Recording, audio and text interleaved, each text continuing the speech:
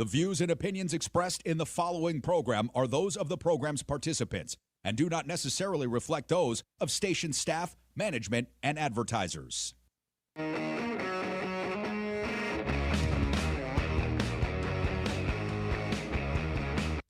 What's up, everybody? Hope everyone's having a good Thursday out there, pushing the limits. Thank you so much for joining us. Of course, we're on YouTube. We're on the website, pushingthelimits.live. We're on YouTube. We're on TikTok. We're on Twitch. We're on X. The YouTube Super Chat, of course. And we appreciate you being a part of the show. Coming up here at the bottom of the hour, great guest, Fred Wellman, who you know him from his great work at Midas Touch, but now he's running for Congress out of Missouri. He's also a former service member, so we're going to touch on the possibility of a strike on Iran. Donald Trump saying a decision is going to be made here in the next 10 days or so, so we'll be talking to Fred Wellman about that coming up at the bottom of the hour. Of course, we'll be taking plenty of phone calls, and do have a lot to get to. Coming up tomorrow, by the way, on the show, Warren Smith. I'm going to be debating him as I do every week. Destiny's going to be joining on the show tomorrow. Nicole Mitchell. So a lot to get to tomorrow as well. Did you guys have the opportunity to watch any of Donald Trump's Board of Peace meeting earlier this morning? We are going to be getting to that as well. And I haven't even mentioned Prince Andrew taken in today. A lot to get to with Prince Andrew as well. I want to start, though, with this Trump Board of Peace meeting. Now, it seemed to me that there was certainly a lot of substance in Donald Trump's speech today. And with all this Epstein stuff going on, let's start with this. But I was very proud of it. President Pena of Paraguay is here. President, thank you very much. Young, handsome guy. It's always nice to be young and handsome. Doesn't mean we have to like you. I don't like young, handsome men. Women, it's like men. No, I don't have any interest. Good. That's right. Thank you very much. You're doing a great job too. Yeah, that's really normal stuff to be talking about. Ton of substance there in that speech. By the way, throughout the morning, Donald Trump was falling asleep, getting sleepy. It was very bizarre.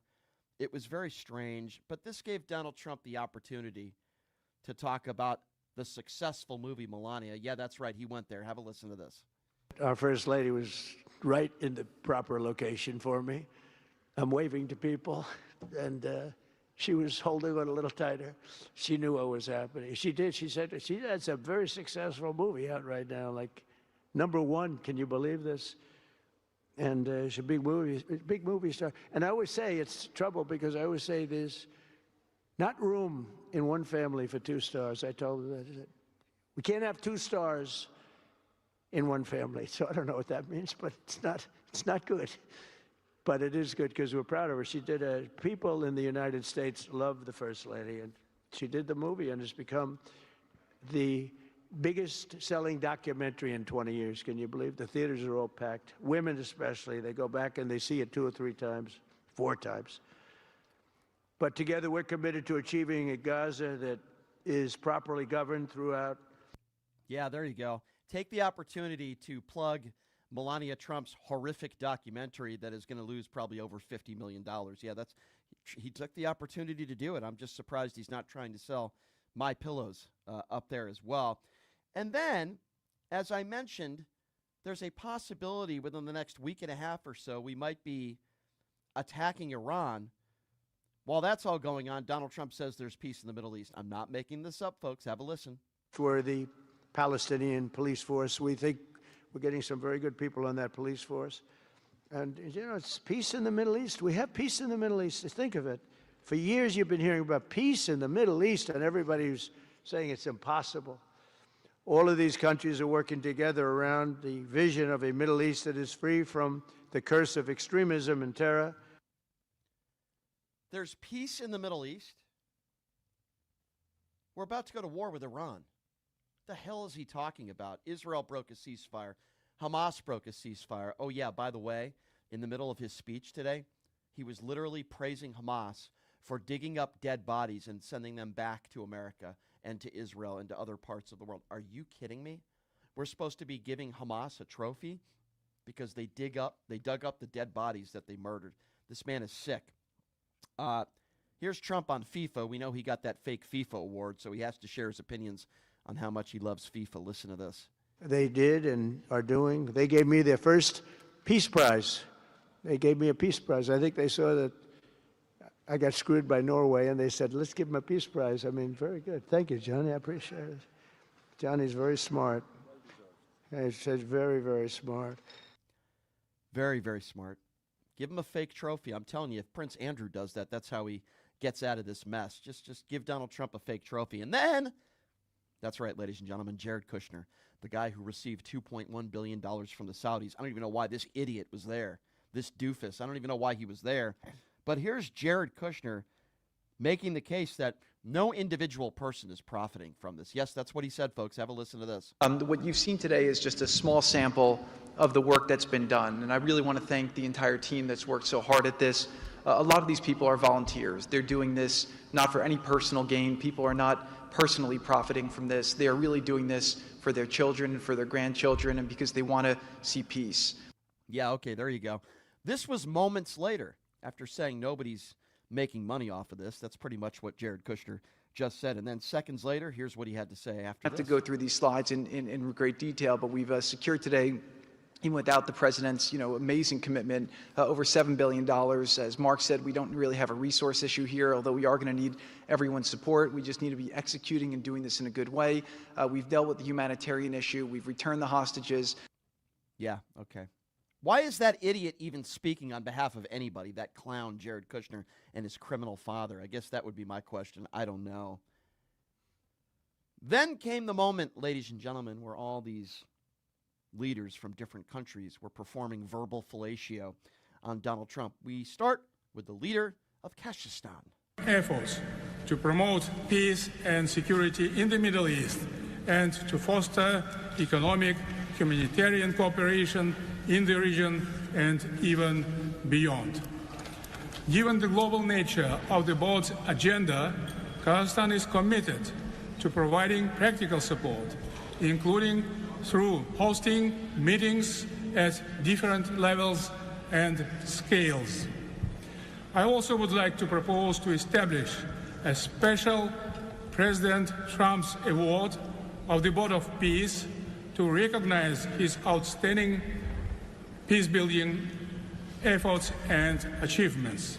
I am confident, Mr. President, that under your strong leadership, the Board of Peace will successfully deliver its great, noble mission. Thank you. Thank you. Golf clap, everybody. Golf clap. Golf clap. Oh, my God. I just want to vomit when I hear some of these leaders. The Prime Minister of Egypt repeatedly also referred to Donald Trump as Your Excellency. I'm not making this up either. Have a listen. Your Excellency President Donald Trump, distinguished participants, I thank President Trump for convening this meeting. His Excellency's direct involvement and commitment to promoting peace in the region has been instrumental in achieving an end to the conflict in Gaza, which was previously considered unattainable. Yeah, there you go. Your Excellence. Oh, my God. Good gracious. They're treating him like they treated Eddie Murphy in Coming to America. Do you remember the beginning of that movie, Your Majesty? Oh, my God. These are just sick. Do you remember the scene in Coming to America where Eddie Murphy's at Madison Square Garden watching a St. John's game, and he goes to the restroom, and then you got this vendor that goes, oh, my God, I don't believe it. It is you, Your Majesty. That's what these world leaders sound like. They're just idiots. Then there's Witkoff, speaking of idiots. Now, keep in mind that Witkoff has 3 kids, okay? Most people, I'm not going to say all, but most people would say one of the greatest accomplishments or the greatest moments in their life is when their children are born, right? I think that's pretty fair to say. Most people would make that case. Not Mr. Witkoff. Have a listen to this. And Jared, you are my dear friend and the best partner I ever had. You are an amazing person. But, Mr. President, it is my greatest honor to work for you. It is the blessing in my life. I've had many blessings. I don't have to be a practicing lawyer anymore. But this is my greatest blessing. That's your greatest blessing. It's not having 3 kids. I mean, these people are demented. They're crazy. As I mentioned, all performing verbal fellatio on Donald Trump. It's insane. And then they started playing this Trump propaganda video 2 hours deep when Donald Trump was basically falling asleep at this Board of Peace meeting. Listen to this. President Donald Trump unparalleled achievements in just few months.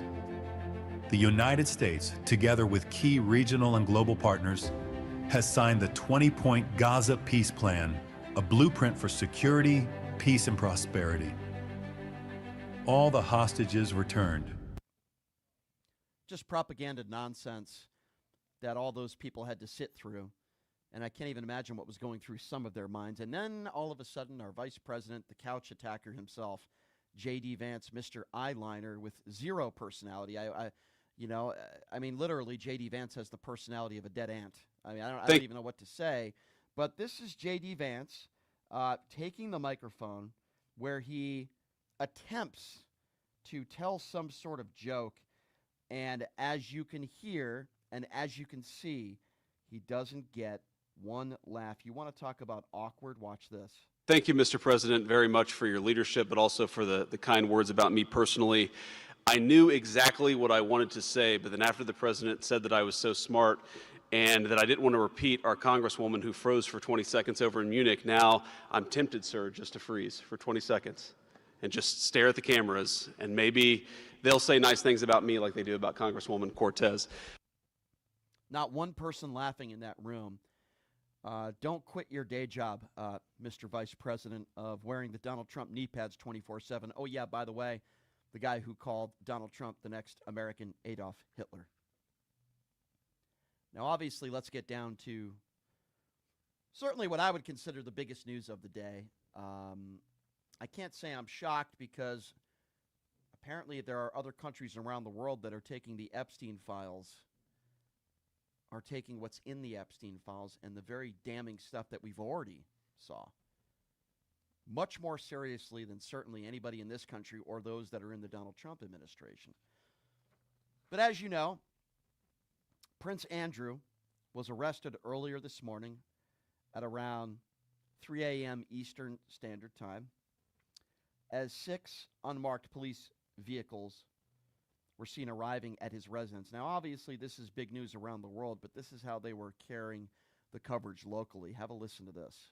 Redacted email out of the Epstein files has contradicted the former Prince Andrew, who denies ever having sex with Australian woman Virginia Giuffre.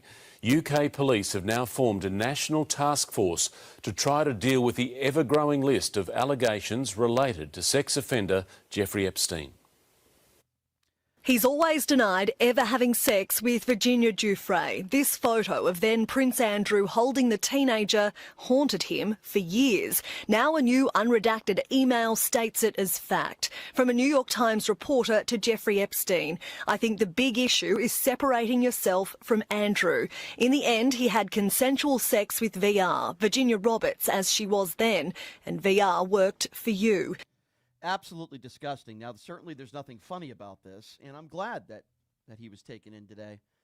But I guess if you're a world leader and you've allegedly committed some sex crimes, the best way to get Donald Trump on your side, well, I think there's a couple things that Prince Andrew could do. First of all, maybe make a donation in Donald Trump's ballroom. That could only help your chances. Maybe invest $80 million into Melania, too. Maybe another documentary might help him. I don't know. That could be a possibility. Hold maybe a $100,000 a plate dinner at Mar-a-Lago. I mean, maybe Prince Andrew can play a round of golf with Donald Trump, allow him to cheat and let him win. There's a lot of things maybe that Prince Andrew could do, but in all seriousness here, I'm glad that there are other countries that are taking this stuff seriously. But here's what we know for sure. There are multiple claims that Donald Trump allegedly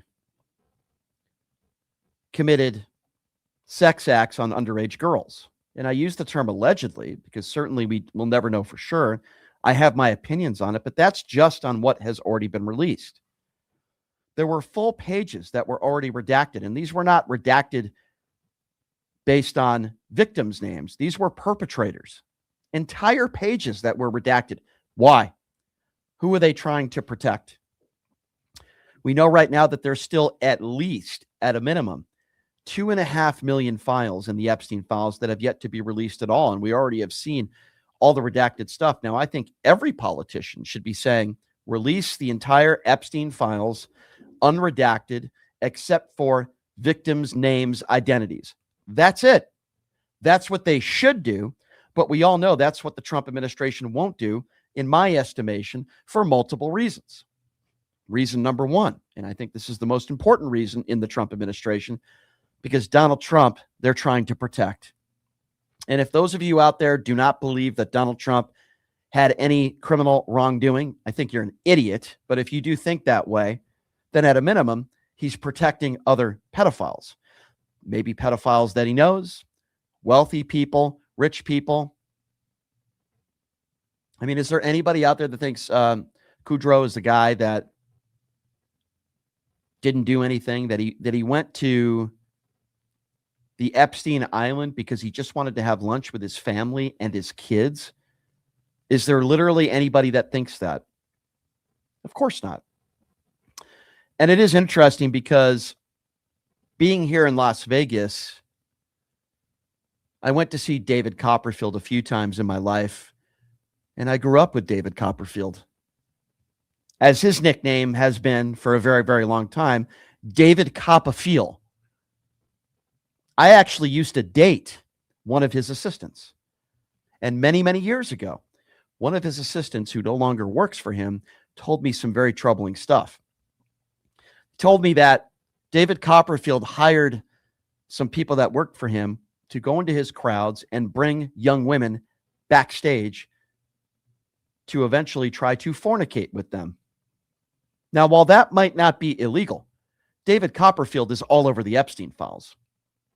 And there's a lot of people that are in those files that maybe didn't commit a crime, but I think a lot of those people certainly know who did. We cannot let this story go away. And a lot of people on the right will say, Brian, where were you 5 years ago? Where were you during the Biden administration? I said the same stuff, but here's the issue. Ghislaine Maxwell was being investigated. There was an open investigation by the FBI to prosecute Maxwell.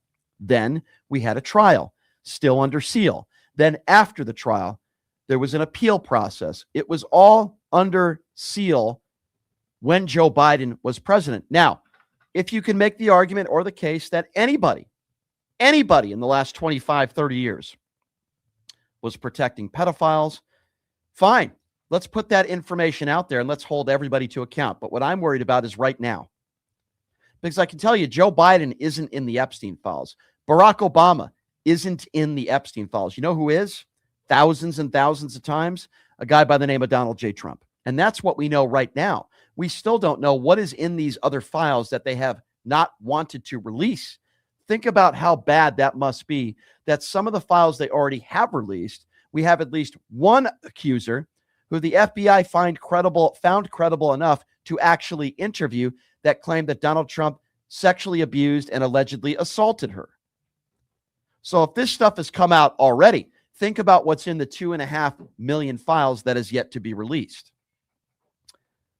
And it's interesting because I won't even mention names, but there are some people on social media, some high-profile names on the right, that have continued to defend Donald Trump and said there's absolutely no evidence. But these are the same right-wing evangelicals that believe in God. They believe in heaven. They believe in hell.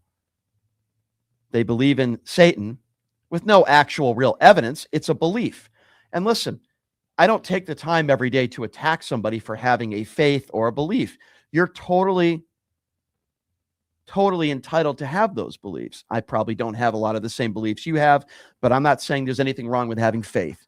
You can believe in what you believe. But if you don't need actual real evidence to prove the stuff that you believe in when it comes to your faith, then why are you questioning evidence when it comes to Donald Trump? I'll give you a lot of evidence. I'll give you a large background into why I believe that Donald Trump has criminal wrongdoing in these files. I will give you my reasons why I feel that way. Besides, all the circumstantial evidence that's out there. And obviously, we can talk about his history. We could talk about the 25 plus women that have come forward that have accused Donald Trump of rape or sexual assault. Certainly, we can get into that. We could talk about his ex.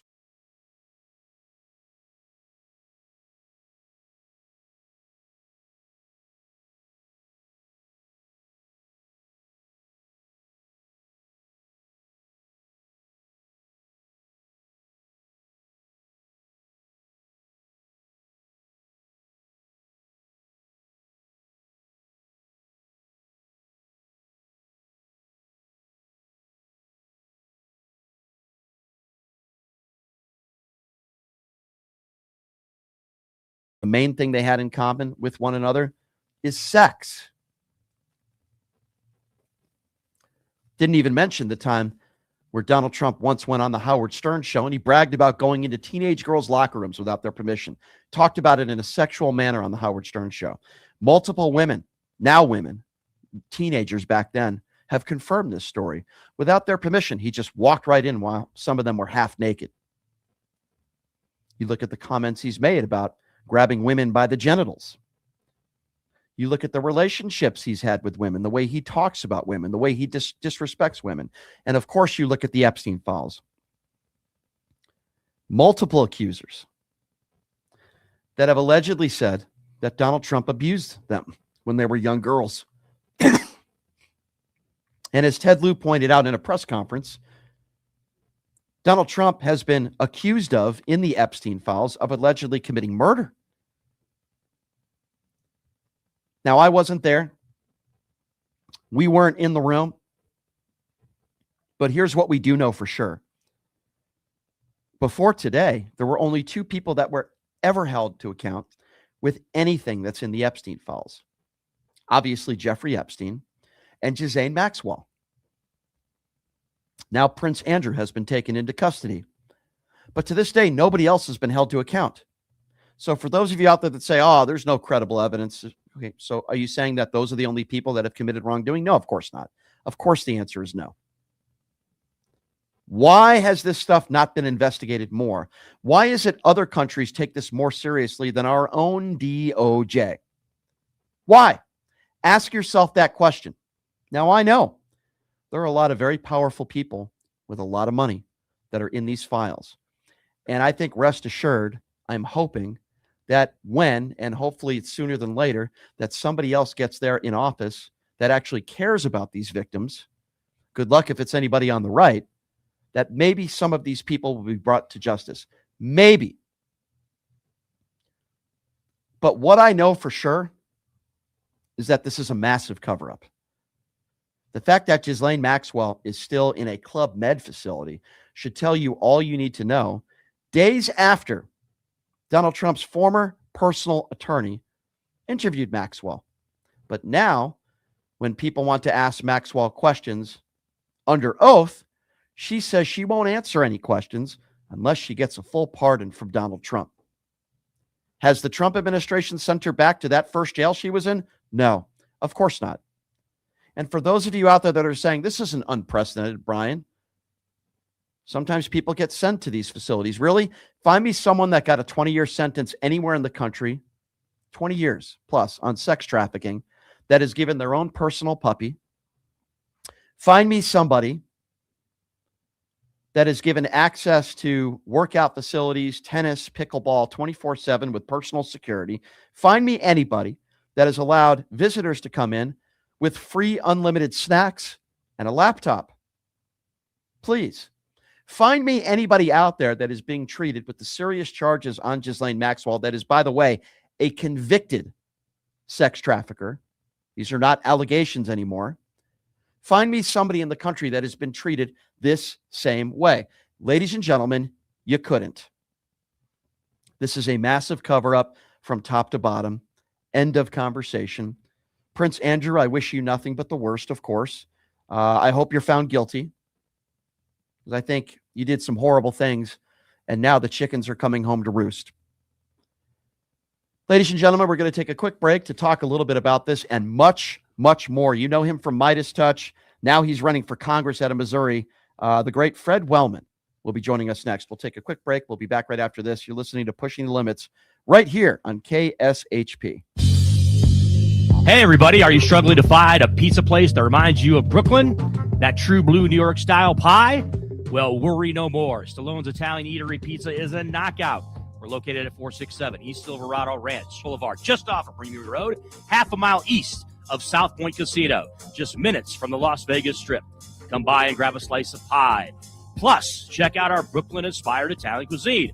Our sandwiches are super. Hero, that is. Because why be a sub when you can be a hero? Stallone's Italian Eatery is here to serve you phenomenal food, Vegas. Forget about it.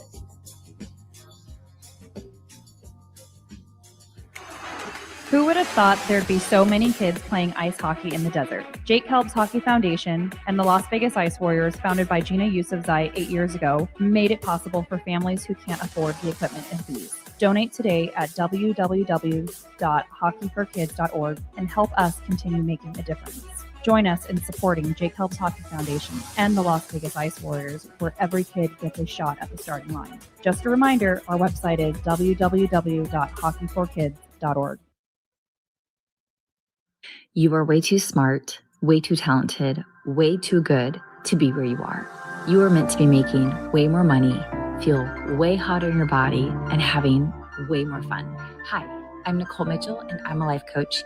I help you get hotter and richer. If that is what you're looking for, you can find me at NicoleMitchell.com. My name, Nicole, is with a K, NicoleMitchell.com. You can reach out to me on my website or on Instagram, and I will be happy to be in touch and figure out what you're looking for and how I can support you in getting there. Mama Bird is a Southern-inspired kitchen and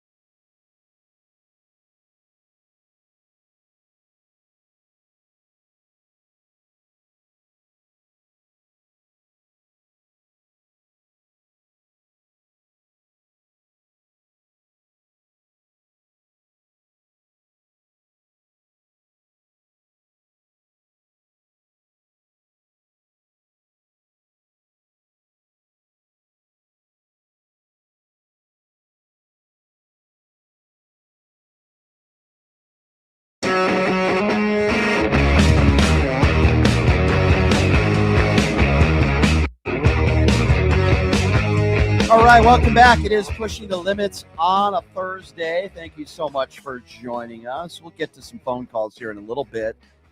So something that I haven't even really talked about in the first segment is the fact that apparently Donald Trump is going to be making a decision here in the next 10 days, whether we, the United States of America, will be striking Iran. I thought he was the no new war president. I mean, I thought that maybe, I don't know. I guess we can't take Donald Trump at his word, I suppose. I don't know. But I don't know. It is a little strange. But the next guy that I want to introduce to you on this program is somebody that I certainly have a ton of respect for. He's now running for Congress out of Missouri. And you know him for, of course, his great work with Midas Touch. And, of course, this country honorably as well. It's certainly a pleasure to have Fred Wellman joining us back on the show. Fred, it's great to see you. How are you?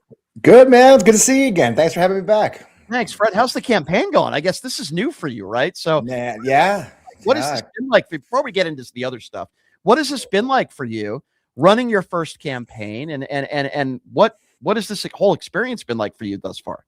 Oh, it's been great. You know, it's funny. My fiance and I were hanging around the kitchen island a couple weeks ago, Sunday night. She's getting ready for work. She's anxious Sunday night. You know, she looks at me. She goes, you're relaxed. I said, yes, I am.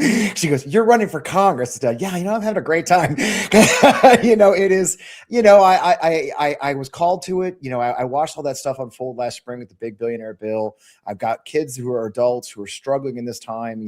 I hear it constantly in the campaign trail. And before I ran, it's like, I'm worried about my kids. My kids don't have the opportunities that we had. And this crosses economic lines. It crosses racial lines. It crosses urban versus suburban versus city. Everyone's worried that the future for our families and our kids aren't the same. So it kind of drove me to step up, and we've had incredible reaction. We're getting such incredible momentum here. The enthusiasm. We've been endorsed by Vote Vets. We've been endorsed by, we got our first union, the Sheet Metal Workers International, SMART, endorsed us this week. I've got another 2 coming in this week. It's just, and we're excited about that because, a lot of our labor organizations kind of set out the 2 cycles. So it's such an honor. It means so much to me to see the community stepping up, supporting our campaign and believe. And my goal is we got to believe we can win this. This district's been in the hands of Ann Wagner for 13 years. Shockingly, it's been in the hands of Republicans for 33 years. And people want change, and it is winnable. The numbers are there. We have a path to victory. So honestly, man, I love talking to people. We had our second town hall last night, which puts me up 2-0 against my opponent because she's never had one in 13 years, So it's pathetic, by the way, that she hasn't. It's incredible, isn't it? Never. Yeah, that's so. Yeah.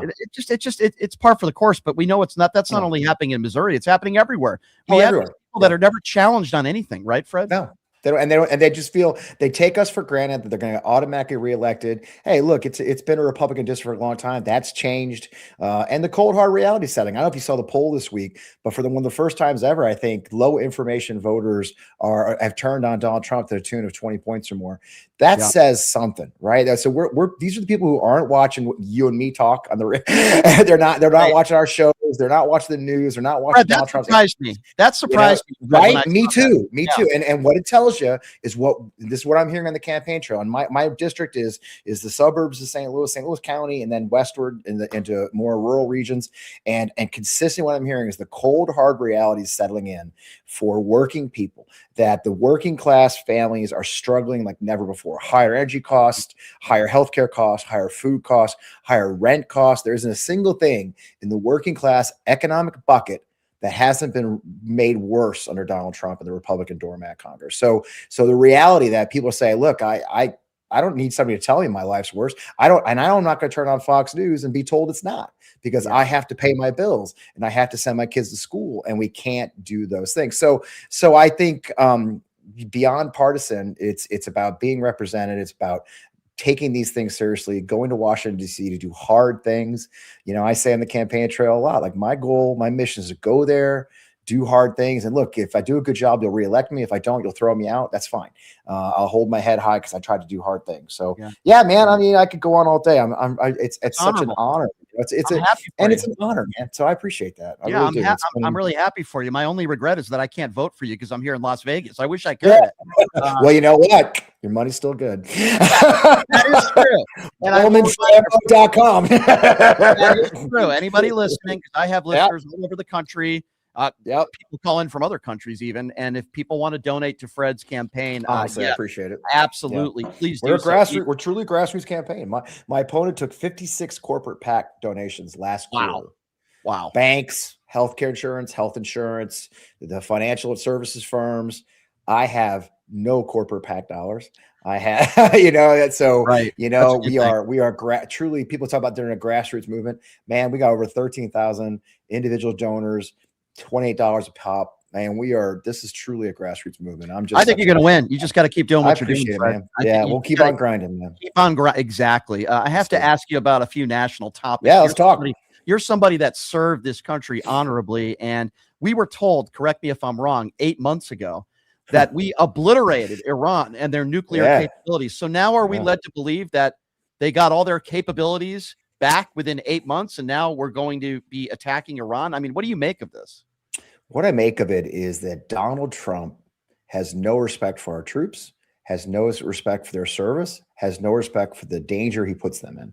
And the fact is, he's getting cockier and cockier because They are incredible service members, and Air Force and Navy made their way into Iran last time and successfully got out without any damage. He's cocky because the greatest special forces trained forces in the world successfully mount the operation to Caracas with minimal damage, and so now he thinks he's going to just send an entire naval task force and Air Force to attack Iran and one and done. But what they're talking about is one of the most heavily armed countries in the world, one of the most defensively ready for countries in the world, a country that has deadly anti-ship missiles all along its coastline.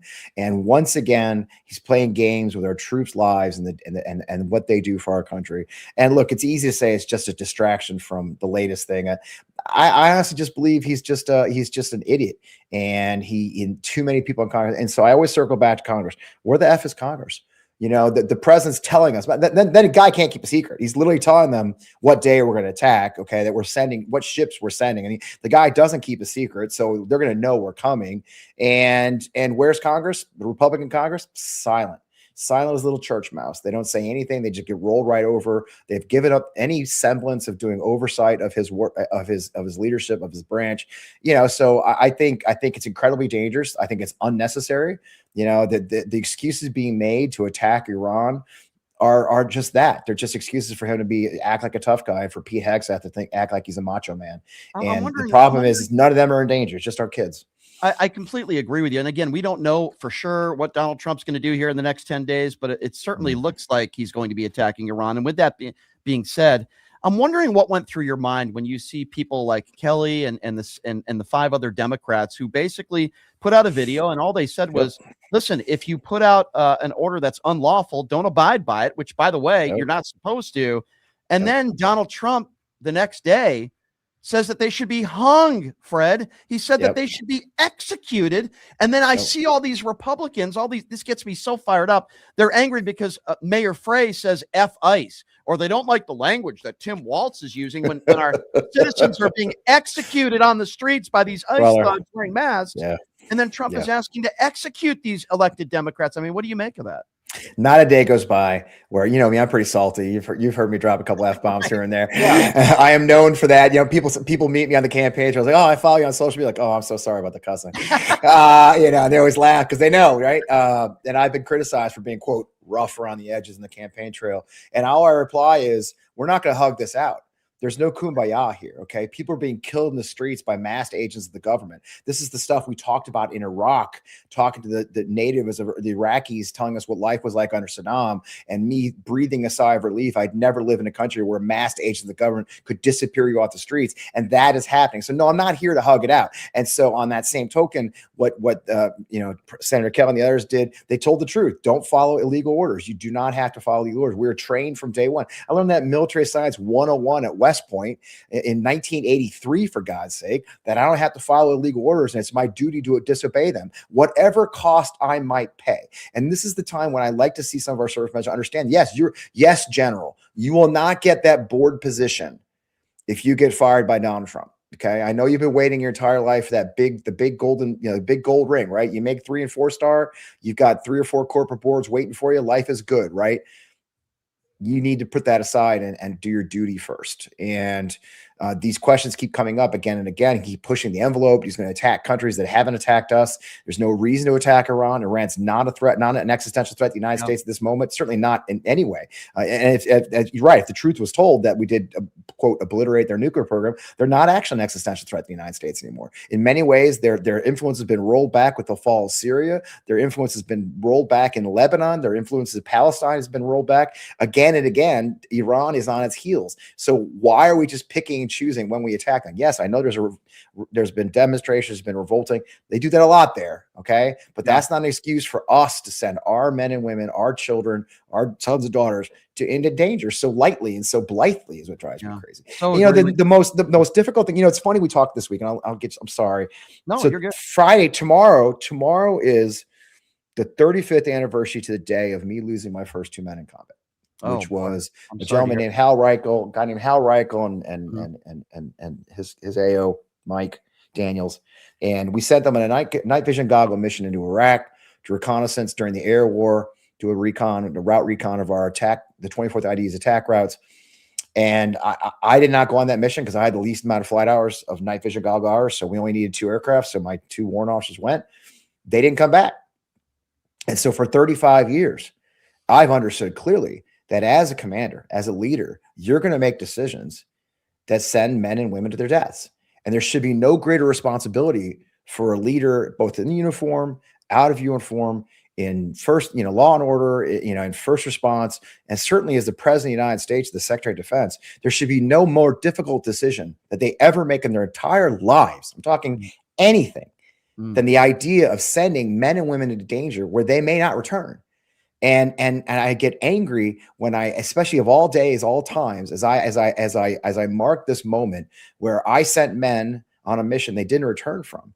And the burden I've carried for 35 years being aware of that, and to see complete jackasses like Rubio and Lindsey Graham and Tom Cotton and Pete Hegseth and Donald Trump and all of these men talk tough about sending our troops possibly to lose their lives, and they don't give a shit. They will not shed a single tear for the loss of our service members. And that's why I take it very seriously, because this is my lived experience. I've done it. And I get very angry, as you can tell. I get worked up. I mean, I'm running against a woman who won't say a damn word about it. Ann Wagner, Representative Wagner, will never say a word. She will not raise a finger to stop this. She won't criticize it. She'll just go along with everything he wants. Yeah, and and I appreciate that. I think that's really well said. But I mean, first of all, excuse me, I'm sorry for the loss of your fellow soldiers.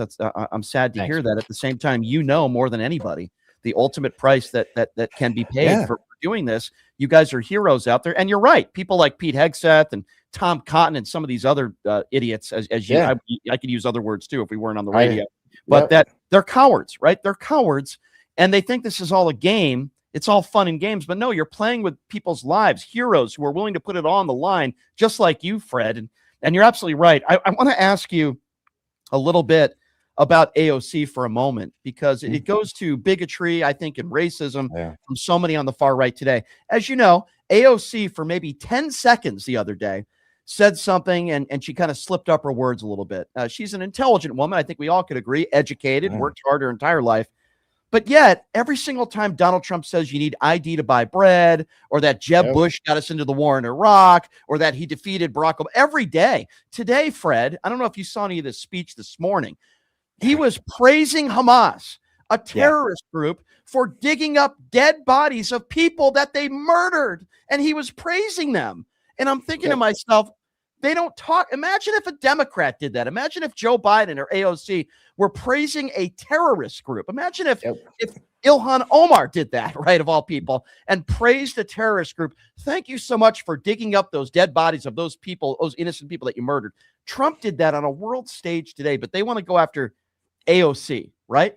Well, and what bothers me too is not just the far right. The media inherently does it too. I mean, you saw how the New York Times quoted her with her ums and ahs and stuff. Like, they don't do that to Trump. They didn't do that to others. I mean, it's just, again, it is sort of there. Look, we can't ignore the sexism that goes along with everything that AOC does.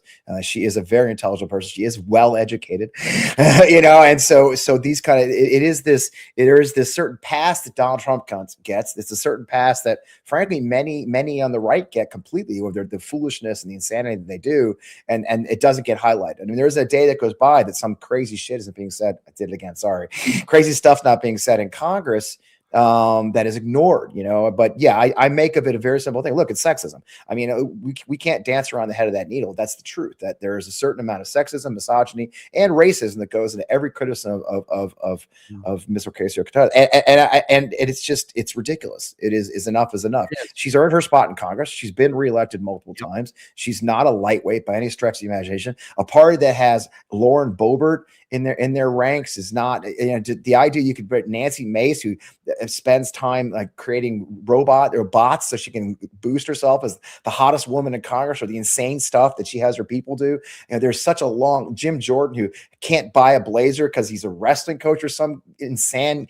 It's just the stupidity on that side never ceases to amaze me. And it's a double standard that never gets addressed. So, look, it's funny. I think about this a lot. It's President's Day on Monday, and I'm a huge Truman fan, right? Mm-hmm.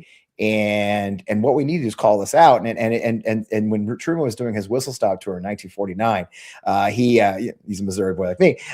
He, after a speech, a reporter said, give him hell, Harry. And Truman replied, I don't give him hell. I tell the truth on him, and it feels like hell. And that's so much of what I do in my campaign. It's so much of what AOC does so effectively. And it's what we need to do. I'm not attacking anyone. I'm telling the truth. And it just feels like hell because their truth is so nakedly abhorrent and so completely inappropriate and so completely beyond shame that we have to call it out. So we'll just keep calling it out. I agree. If you're just joining us, he is Fred Wellman. Of course, we've had him on a few times when he was with Midas Touch, and now he's getting to be a regular, man. I'm still with Midas Touch. That's right. I kept my day job, man. I kept my day job. I'm glad you're still doing that.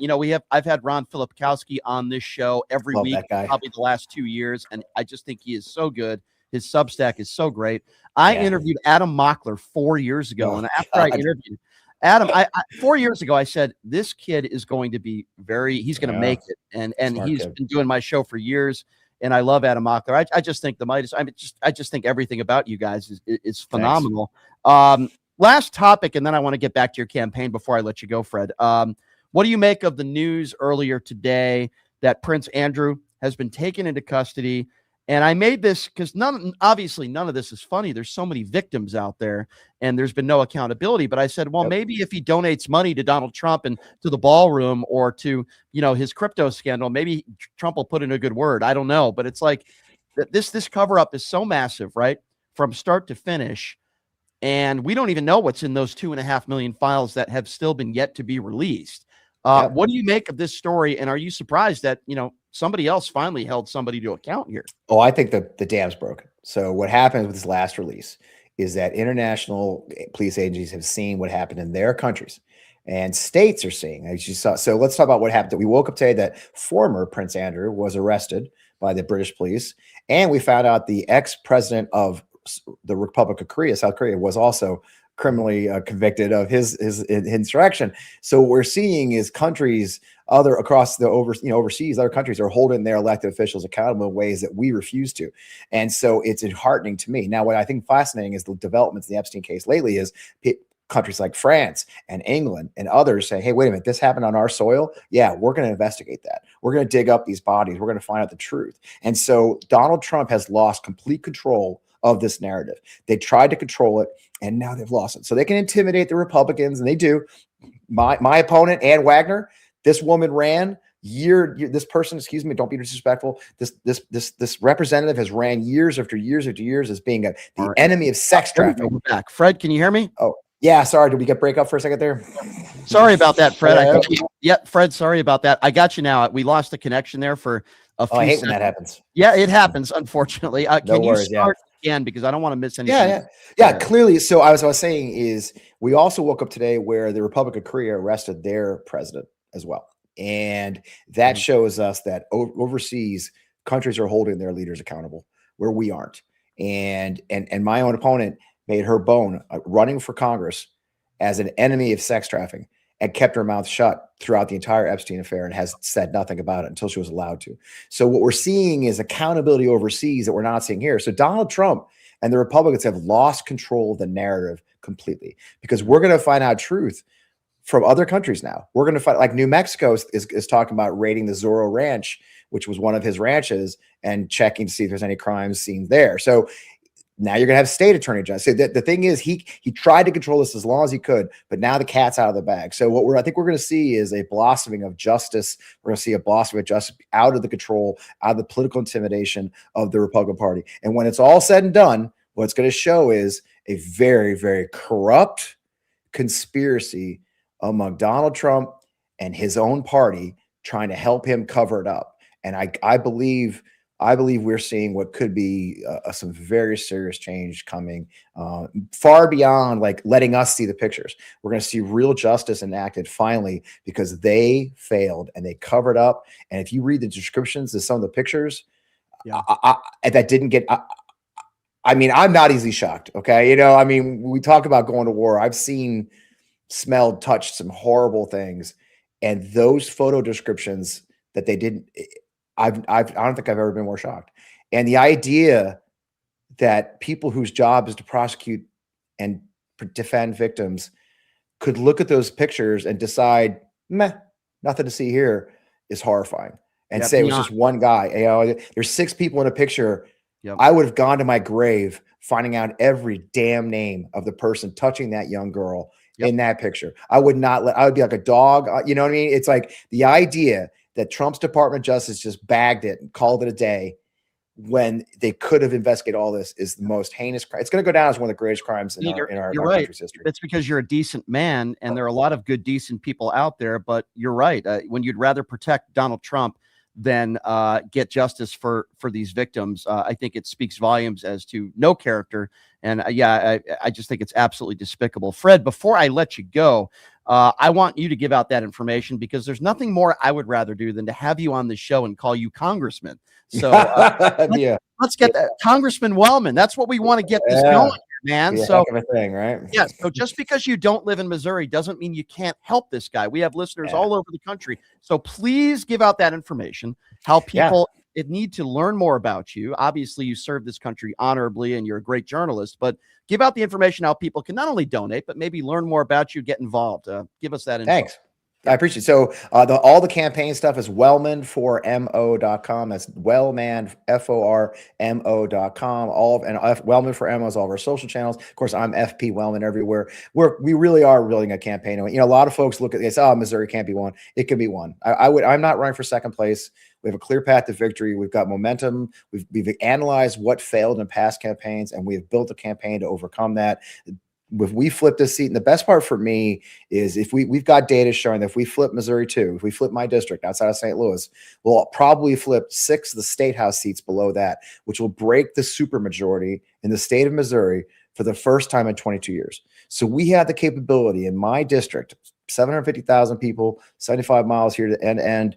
We could actually change the entire direction of the state of Missouri and bring it back to what it was when I was growing up, which was a bellwether state that was purple and reasonable. And that starts this cycle. That starts in November, and it starts now. So yeah, I'd be honored to no end if listeners would consider going to wellmanformo.com, kicking in a few bucks. Any little bit helps. Honestly, it really, every candidate says that. It really is true. Every little bit helps, keeps us moving and puts money in the bank and helps us get more volunteers, get more canvassing out there, put signs up, all those things you got to do to run a modern campaign. So I really appreciate the opportunity. Yes, really please go out there and check it out and donate to Fred's campaign. It's well deserved. Fred, I always appreciate it when you take the time to come on, and hopefully we'll have him on again soon. And keep up the great work, my friend, and keep fighting, and you're going to win this thing, and we're all pulling for you, okay? I promise to keep doing the work. I promise. All right. I know you will. Fred Wellman, everybody. Thanks again for your time, Fred. I appreciate you. There you go. There you go, everybody. Fred Wellman, everybody. You know, I had Fred on before he decided to run for office. He is such a good man. He is so smart. He's so talented. And yeah, he's still with Midas Touch, by the way. But, you know, I look at Fred very similar as I look at, like, say, a Ron Filipkowski, who's been doing this show now for like 2 years. And Ron is another guy who served this country honorably. Ron used to be a Republican, right? And Ron is obviously way on the right side of history now and just speaks truth. You know, these guys don't attack people like I do. They just tell the truth. And that's what I love about Fred. That's what I love about Ron. They're just, you know, these are just really good people. These are honorable people. These are good people. And somehow getting Fred to become a congressman would be so damn awesome. Speaking of people that serve this country, we are going to be getting Congressman Seth Moulton back on the show here. We're going to be getting Pete Buttigieg on the show here. We're just trying to get some dates. So we're going to be getting some big names. I'm still working on Gavin Newsom to come on the program. And yes, every day that goes by that I call out MAGA Republicans, it becomes a little bit more difficult to get MAGA Republicans on the show. But certainly we are going to continue to do it. And we got one that's coming on the show tomorrow. So I'm going to continue to do that. Okay, so here is what we are going to do. We are going to reset. We are going to take a quick break. There is a lot to talk about, including Prince Andrew, the former prince, taken into custody in regards to the Epstein stuff. We're going to be talking about that. We're going to be talking about what I believe is a monster cover-up.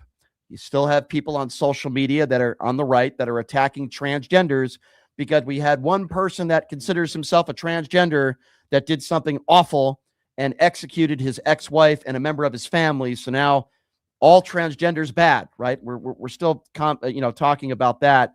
And on top of that, what you made of Trump's Board of Peace meeting today, which I found to be utterly insane. We just finished speaking with Fred Wellman. So a lot to talk about. Do you think that Donald Trump will ever be held accountable for anything that's in the Epstein files with his name on it? Asking you that question as well. I will say this. It is a positive and it is a good start that Prince Andrew has been taken into custody. Had nothing to do with us, had nothing to do with America, but I am glad that there are other countries that are taking this seriously. So we got a lot to get to, a lot to talk about. Opening up the phone lines right now at 702-221-7283. Again, that number, if you would like to be a part of the program, 702-221-SAVE. We're going to take a quick break. We will be back with your phone calls on the other side.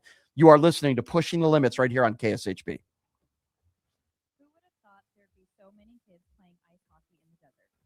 Hockey Foundation and the Las Vegas Ice Warriors, founded by Gina Yusufzai 8 years ago, made it possible for families who can't afford the equipment and fees. Donate today at www.hockeyforkids.org and help us continue making a difference. Join us in supporting Jake Helps Hockey Foundation and the Las Vegas Ice Warriors, where every kid gets a shot at the starting line. Just a reminder, our website is www.hockeyforkids.org. You are way too smart, way too talented, way too good to be where you are. You are meant to be making way more money, feel way hotter in your body, and having way more fun. Hi, I'm Nicole Mitchell, and I'm a life coach. I help you get hotter and richer. If that is what you're looking for, you can find me at NicoleMitchell.com. My name, Nicole, is with a K, NicoleMitchell.com. You can reach out to me on my website or on Instagram, and I will be happy to be in touch and figure out what you're looking for and how I can support you in getting there. Hey, everybody. Are you struggling to find a pizza place that reminds you of Brooklyn? That true blue New York style pie? Well, worry no more. Stallone's Italian Eatery Pizza is a knockout. We're located at 467 East Silverado Ranch Boulevard, just off of Greenview Road, half a mile east of South Point Casino, just minutes from the Las Vegas Strip. Come by and grab a slice of pie. Plus, check out our Brooklyn-inspired Italian cuisine. Our sandwiches are super. Hero, that is. Because why be a sub when you can be a hero? Stallone's Italian Eatery is here to serve you phenomenal food, Vegas. Forget about it.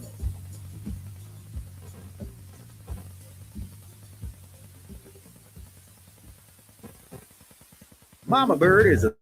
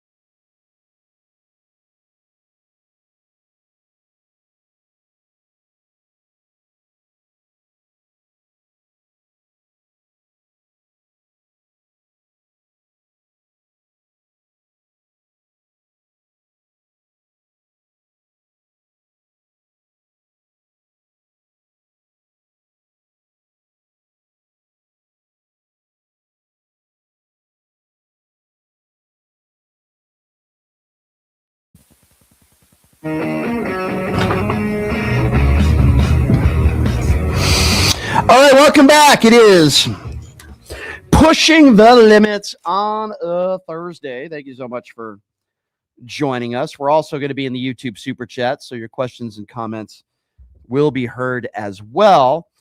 You know, we just had the Super Bowl, and, you know, anybody who knows Brian Shapiro knows that I will make a sports wager now and again. It's fun. Check out my good friends at mybookie.ag, please, and use the promo code LIMITS.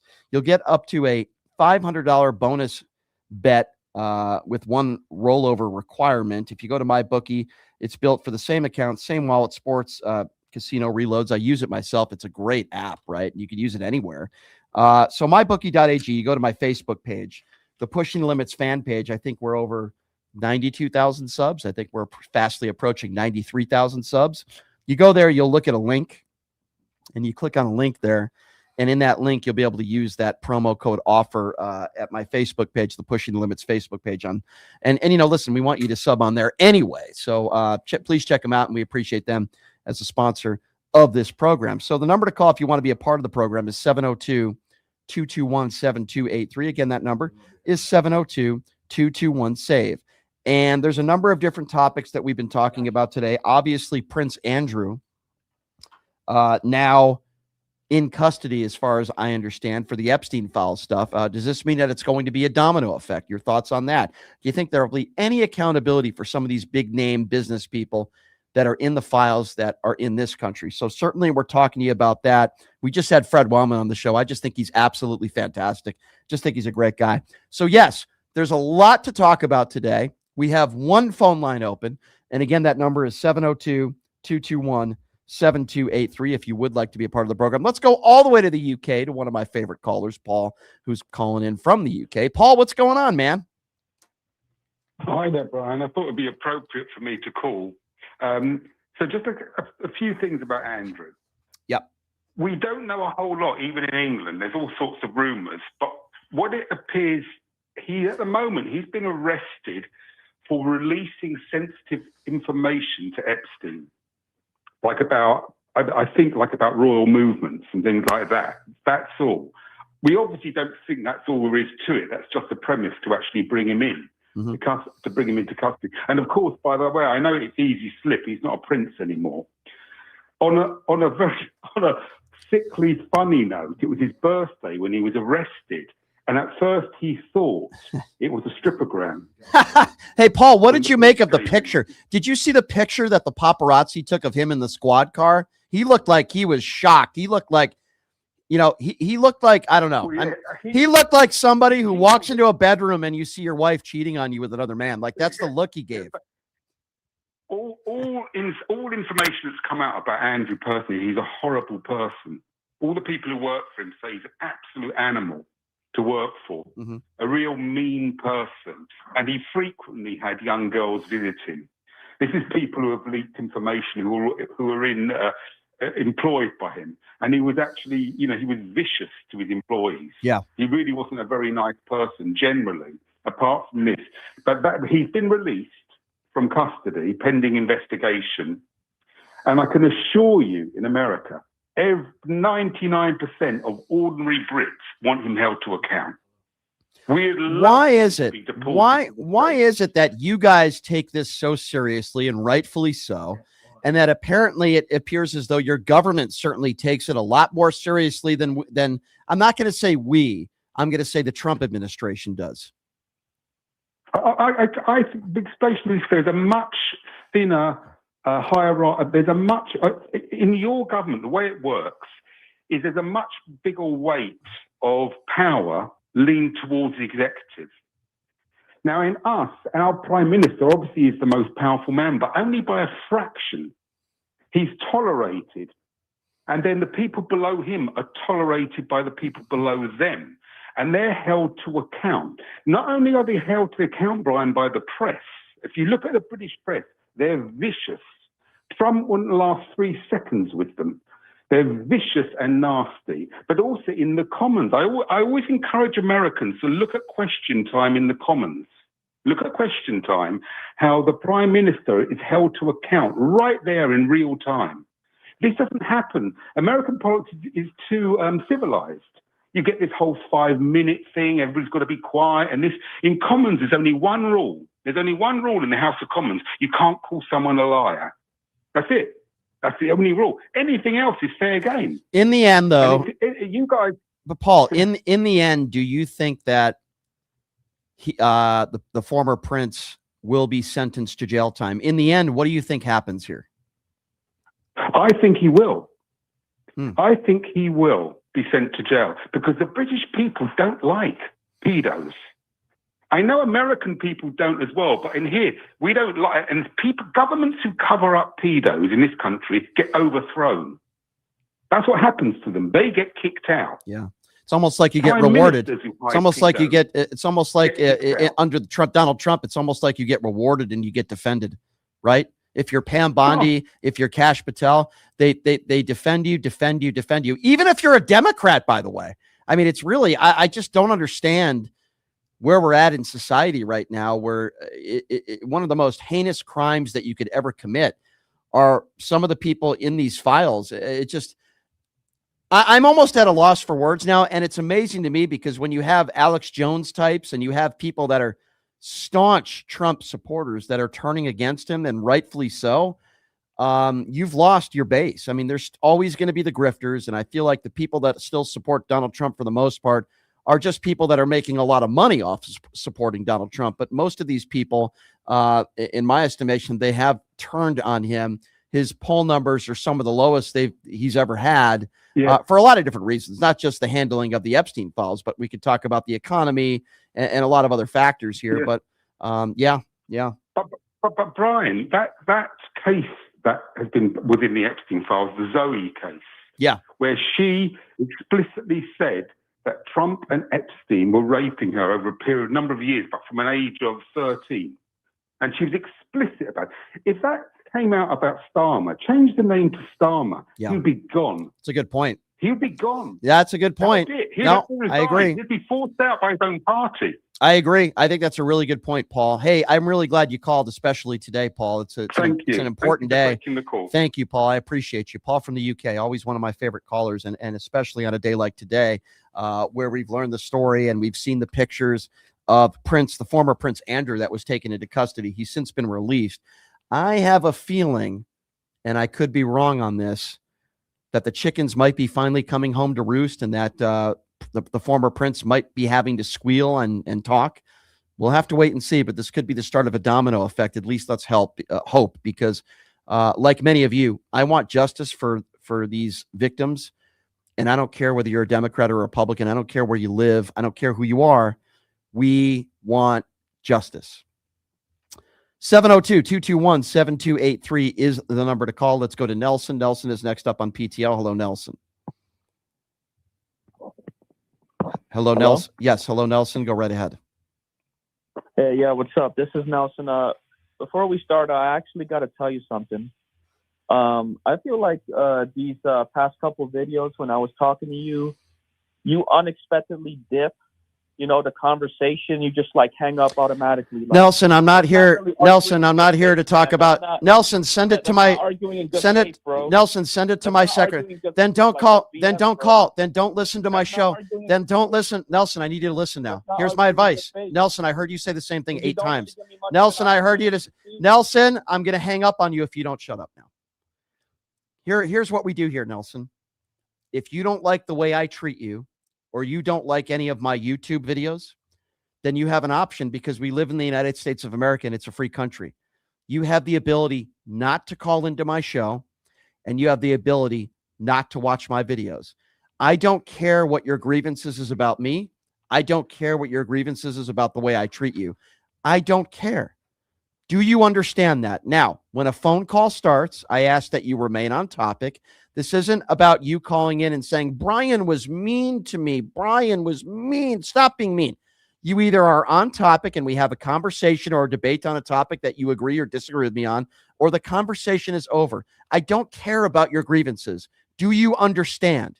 Now let's start this conversation all over again, Nelson, okay? Let's reset. Hi, Nelson. Thank you for calling into PTL. What's on your mind today?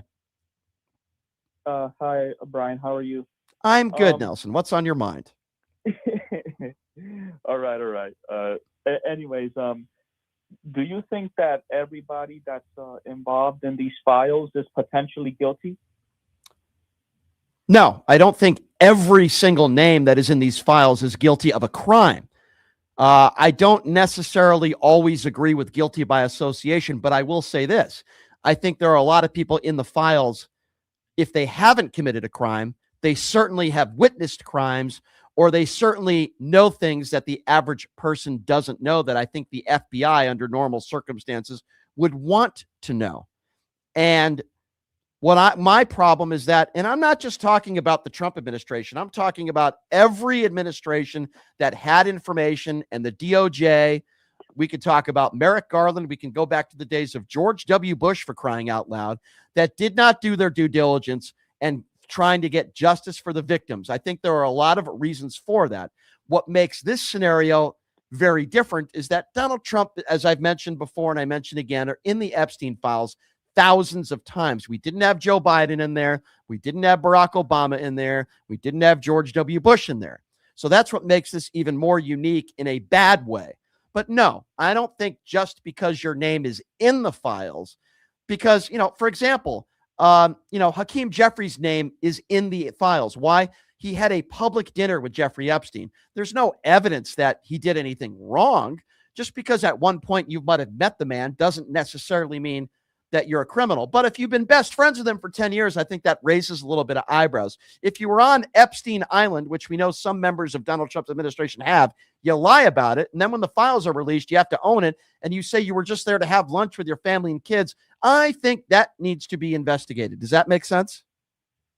Yeah, I agree. It needs to be investigated, but how do you claim all of a sudden that those people, all of those people in the files, were witness to crimes when you weren't? I even there in didn't. the first place? Okay, so first of all, I never said all those people were witness to crimes. What I said was I believe some of them were, and I believe if you were on Epstein Island and you spent a lot of time around Jeffrey Epstein, it's either one of two scenarios. One of three scenarios. Either you knew what he was doing, you knew that he was involved in criminal activity, and you didn't do anything about it, you didn't report it. Or number two, you were witness to, have seen crimes that are being committed, or you know of people that have committed crimes. Or number three, you committed crimes yourself. And I'm not talking about a one-time deal where you had a dinner with him in public, or you happened to go to one of his parties. I'm talking about if you consistently hung out with this guy. And we know a lot of people, not all the people, a lot of people that are mentioned in these files, like the Bill Gates of the world and others, spent a lot of time around Jeffrey Epstein. So it's got to be one of those three. And it goes back to my original statement. It has to be fully investigated. Not only, and we're talking about right now, not only are they not investigating it, but they're saying there's nothing to see here. Todd Blanche, Pam Bondi, Donald Trump, they're saying nothing to see here. Let's move on. Let's stop talking about it. That is criminal in itself. Do you understand? That's criminal in itself. Nelson? Well, yeah, when I stop talking, that's usually a cue for you to speak. Awesome, cool. Okay, so I'm glad you clarified it. I would say I agree with you for the most part. You know what is odd, though? And I'm not accusing him, obviously, because I'm a big fan of him, and he's arguably the greatest musician, I don't know, singer, dancer of the 20th century, who's in the files, Michael Jackson. What do you think about that? Okay, so first of all, Michael Jackson was found civilly liable for some awful things. Right, now, but he was in the files, though. Yeah, I know, I understand that, but we can't do anything about that now because Michael Jackson is no longer with us. What I am focused on, justice for the victims. I want people that are still here on planet Earth to be investigated, to be questioned by the FBI. My opinions on Michael Jackson are here nor there.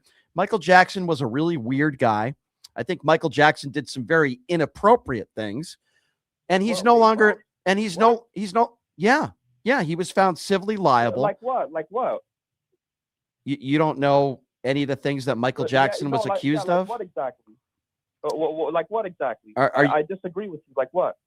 Okay, you do understand that Michael Jackson was found civilly liable for doing horrible things to children. You do know he had to pay out a bunch of multiple people. You do know that Michael Jackson on his Neverland Ranch, parents would be dropping off their very young children, and we know that he would be showering with them. He would be sleeping in the same bed with them. And by the way, I'm not even talking about the graphic things that he was. This is confirmed? It was. First of all, I'm shocked you don't even know this. Number one, and not. I'm shocked too because I've heard nothing but good things about the man my whole life. Okay, so you're unaware that he was. Okay, so Nelson, I'm not going to go into the fact that Michael Jackson was in a courtroom and found civilly liable and had to pay out some children and their families. I'm not going to go into details with you. If you're unaware of that, then I suggest you look it up and have a nice day. Wow, that was strange. 702-221-7283. And again, if you want to be a part of the program, the number to call is 702-221-7283. If you'd like to be a part of the conversation, let's go to David. David is next on PTL. Hello, David. Hey, thanks, Brent. So with the military strike on Iran, or at least the one that seems to be happening, I know you disagreed with the last one. Is that correct? Are you talking about when they dropped bombs on Iran and they had the reason why I'm against it is because they had several days Iran to prepare. We know that there were trucks that were leaving the facility before that was executed. We were told that they obliviated them, and now we're being told 8 months later that their nuclear capabilities are intact. So yes, I think it proves to what I said 8 months ago that was not a successful mission. It didn't provide any evidence that they executed what they were trying to do. And by the way, our own intelligence, the first reports that came out said that it maybe sent them back maybe 2 to 3 months. So yeah, I can provide you with facts to back up my opinions. That. Right. Well, my question is, in principle, like, do you think Iran should be allowed to have nuclear weapons or the capacity to own a nuclear weapon? No, I don't. But we've been hearing the same story from Israel for the last 3 or 4 decades, that they have this, that they have that they have that. We were also told the same thing about Saddam Hussein, if you recall, weapons of mass destruction. And we found Saddam Hussein with a pellet weapon and a candy bar in a hole in the ground with 2 other people. So no, I don't believe everything that we hear about Iran. We've heard the same for decades and decades. At the same time, Iran themselves said they're trying to make a nuclear. Well, yeah, I'm sure they have said that, and I'm sure they're being very honest and truthful with the American people. You know what I think? I think that they want people to be afraid. I don't believe a word that the Iranian government says. You know why? Because they support terrorists, they harbor terrorists. But I will also say that they are a government that is there only to cause harm and no good. Why would they be honest with the American people? Why would they be honest with Israel? You know what I want? I think they want people to think that they are tougher than they actually are. I don't think they have the capabilities that they do have. And just because the government says so. Because we didn't allow them to. I think if we allow them to if we don't do anything at all, and I agree with you that it's mostly, I agree with a lot of what you said, but I think if we didn't do anything at all, eventually they would get to a point where they're going to start. There's a difference. I believe them. But David, to have those weapons. But David, there's a difference between not doing anything at all and starting a new war. Okay, there's a difference between the two. Starting a new war. Okay, well, that's your opinion. I think in the next. I mean, we didn't 8 months ago, right? In the next 10 days, apparently, allegedly, that's what Trump is saying. He has a decision to make. We were told by Donald Trump when he ran for office, and listen, there are a number of different lies, but one of the lies was that there will be no regime change, and he will be a no-war president. Okay. Now there were a number of other lies that I'm not going to get into. We have been hearing from the Israeli government, which, by the way, I am not a fan of the Israeli government. I am not a fan of Benjamin Netanyahu. Neither am I. I believe he is a war criminal. But we are getting a lot of intelligence, and Donald Trump is in cahoots with the Israeli government. And by the way, we also got intelligence from the Israeli government that Saddam Hussein had weapons of mass destruction, which we also know was not true. So they don't have a very good track record. Well, just because they're wrong about one thing, look, I am not. But David, but what I'm saying is. But David, they've been saying the same thing for decades. You know why? Because it's in Israel's best. Trying to for decades. But it's in Israel's. It's in Israel's best interest for us to attack basically anybody in the Middle East. It's why it's. I'm sick of it. I'm sick of it. We have enough problems to worry about in our home. Now, it'd be one thing if our allies are invaded by Iran. That is a completely different scenario, like what is, for example, happening in Ukraine. People can argue we put too much money and artillery into that. Okay, fine, fair conversation to have, but that is different. What Iran is to us, in my personal opinion, right now, according to our own intelligence, according to what Tulsi Gabbard said not that long ago, is there's no evidence to prove that they have furthered their nuclear capabilities. That's what Tulsi Gabbard said under oath during this presidency. So were we led to believe in 8 or 9 months that that's changed? No, I think it's a bunch of baloney, David, and that's why I'm against this. Well, yeah, so I really kind of 50-50 agree with you. I don't fully disagree. I understand that, we can't, we've been attacking countries literally for decades, and I am tired of it myself. But I do think there's a lot to be said for, you have to have some type of sanctions or something on Iran to keep them from, look, they openly admit they say death to America. Okay, can I ask you a question, David? They want to kill us. David, again, maybe I'm 50-50 with you. I don't necessarily disagree with you when you say there has to be some sanctions, but here's my retort to you. Sure. I'm okay with sanctions. Where are the sanctions on Russia and Vladimir Putin? Why is it we need to put sanctions on Iran? There were sanctions on what? Name me one. No. I'm talking about the Trump administration. Name me some sanctions that are under Trump. Under Trump, I'm not saying I necessarily disagree with you on some sanctions on Iran. That's fine.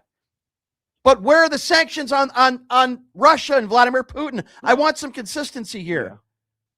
Well, here's the thing. I think that, to my understanding, I mean, Biden said the sanctions were going to cripple Russia. I'm sure they hurt Russia. They didn't do as much damage as the U.S. thought. Trump could be looking at it as sanctions aren't going to do what he wants them to do. Why is it?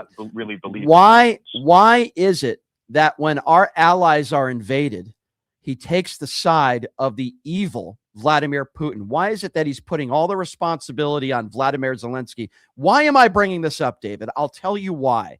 Because I want consistency. The Iranian government, harbor terrorists. They are very, very bad people. Okay. Vladimir Putin is more of a threat to the United States and to the world, in my opinion, than Iran will ever be.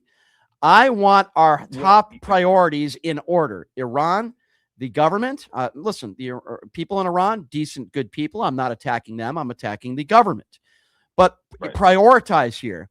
Russia and Vladimir Putin are a threat to the world, even their own people. I think we have been prioritizing. I mean, we have war with them for years. What have we been? With Russia. Name me one thing that Donald Trump has done besides coddling Vladimir Putin since he got back into office, rolling out the red carpet for him on American soil. No sanctions. He called Zelensky a dictator. He never used that same language with Vladimir Putin. There had been no sanctions. None.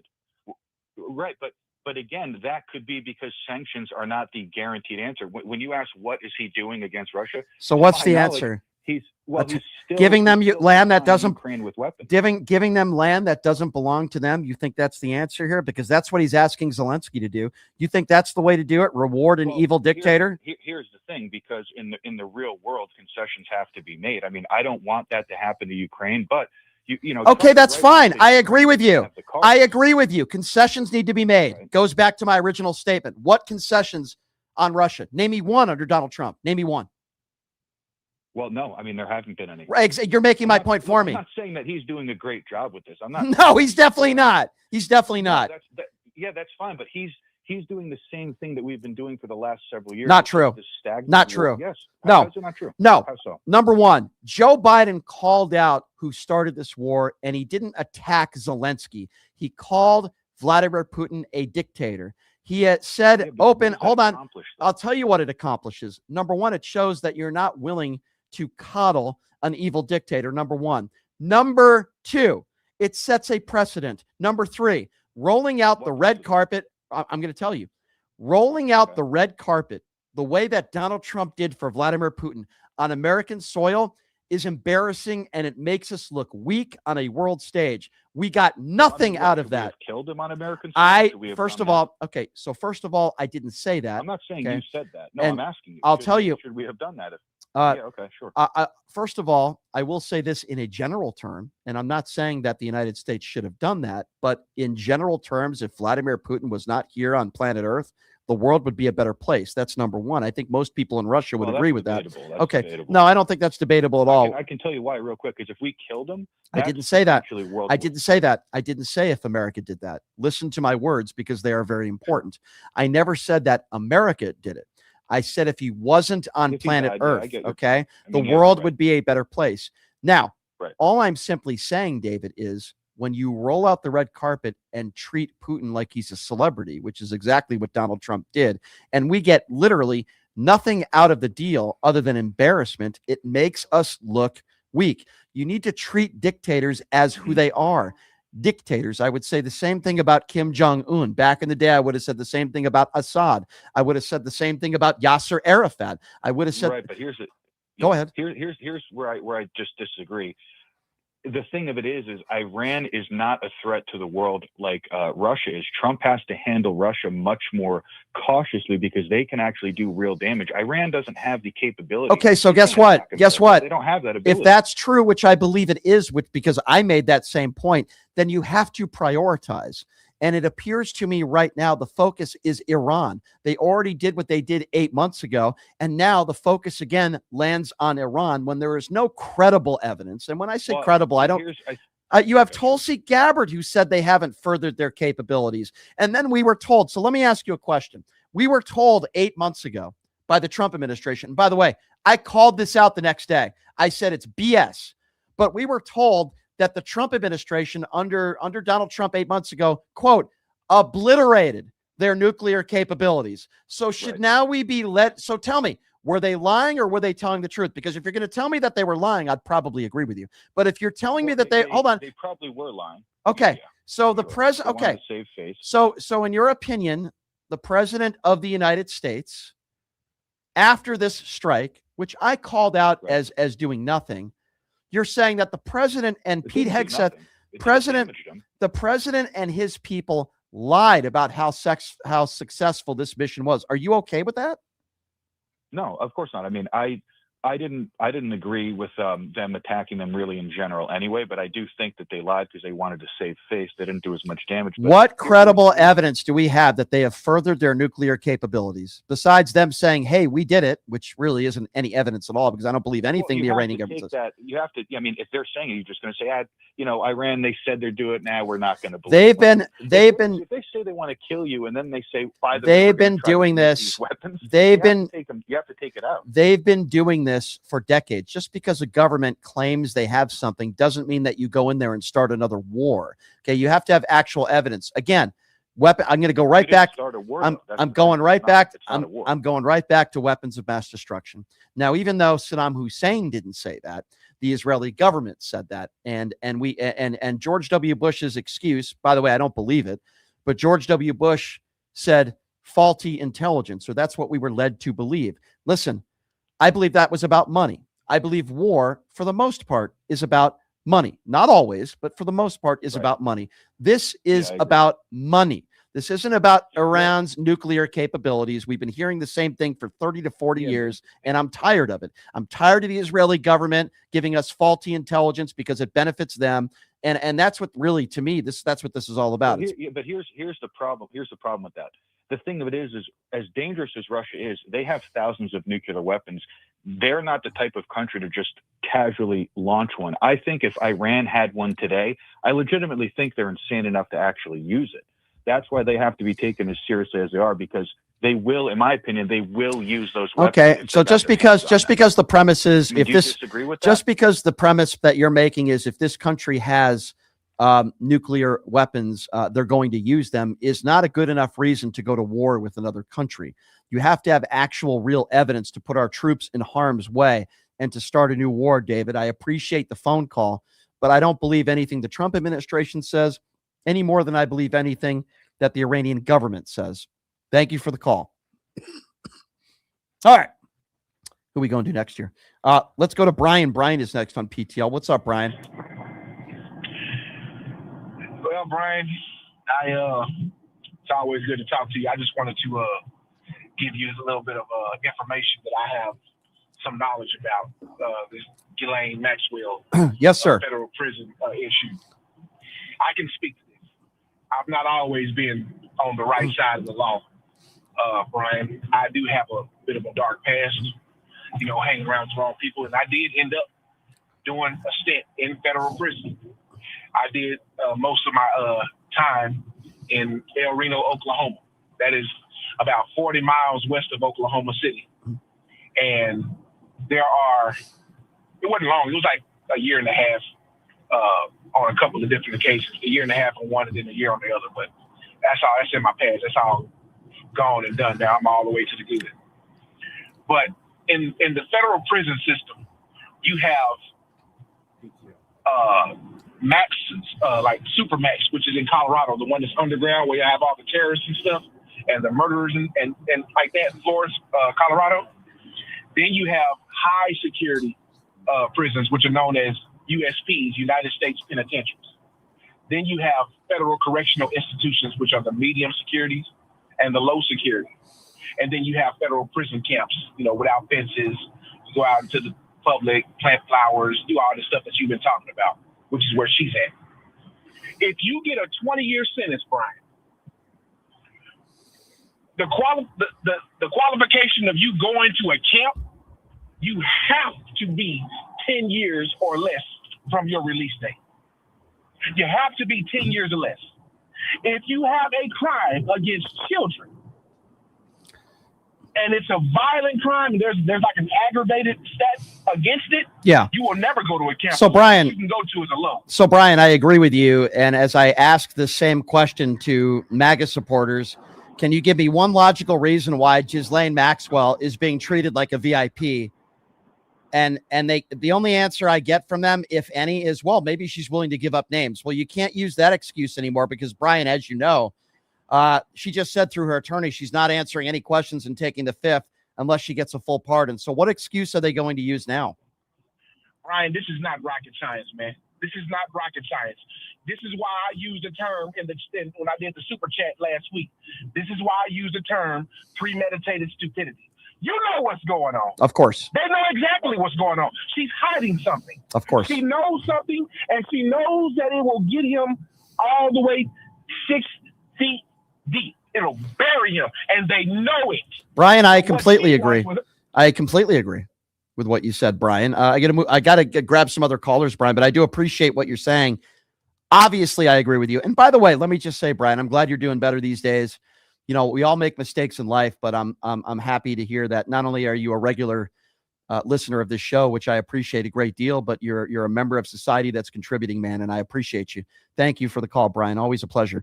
702-221-7283, 702-221-SAVE. Let's go to Alan. Alan is next up on PTL. What's up, Alan?